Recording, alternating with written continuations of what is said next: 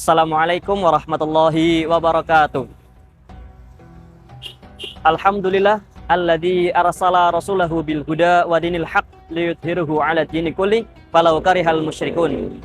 Assalatu wassalamu ala asyrafil anbiya wal mursalin wa ala alihi wa ashabihi ajmain, amma ba'du.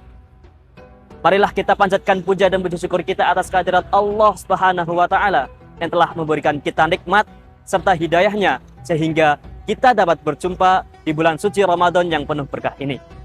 Tak lupa juga salawat serta salam kita curahkan kepada junjungan kita Nabi Muhammad sallallahu alaihi wasallam yang kita nantikan syafaatnya bersama di hari kiamat nanti. Ikhwanu fiddin rahimakumullah. Banyak amalan-amalan yang biasa kita lakukan di bulan suci Ramadan ini.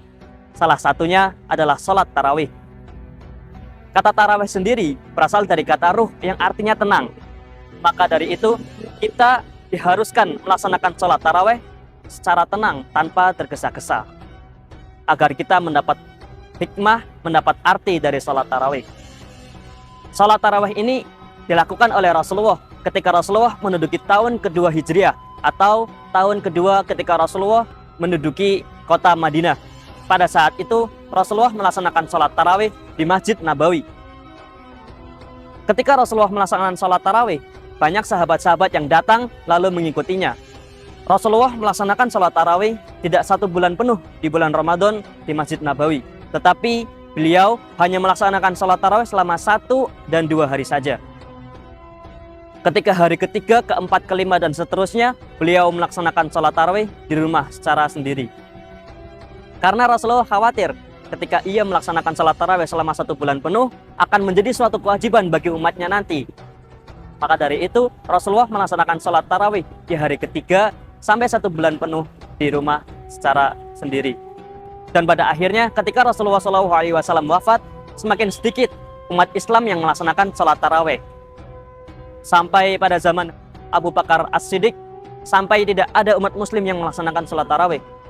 Sampai kemudian ketika di zaman Khalifah Umar bin Khattab memiliki pemikiran. Ia memanggil seluruh umat muslim agar melaksanakan sholat tarawih berjamaah. Ketika itu, imam yang pertama pada sholat tarawih adalah Ubay bin Ka'ab, ditunjuk langsung oleh Umar bin Khattab.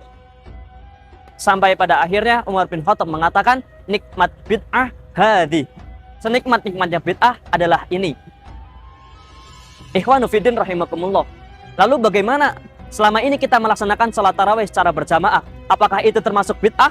Apakah kita masih boleh melaksanakan sholat tarawih secara berjamaah? Tentu saja boleh. Karena ini merupakan perintah Rasulullah SAW juga. Dalam sabdanya, Rasulullah mengatakan, alaikum bis sunnati wa sunnati khulafair rasyidina ba'di. Ikutilah sunnah-sunnahku dan sunnah para khulafaur rasyidin setelahku. Artinya, apabila kita melaksanakan hal yang dilakukan oleh para khulafaur rasyidin, sama saja kita melaksanakan hal atau sunnah yang dilakukan oleh Rasulullah SAW.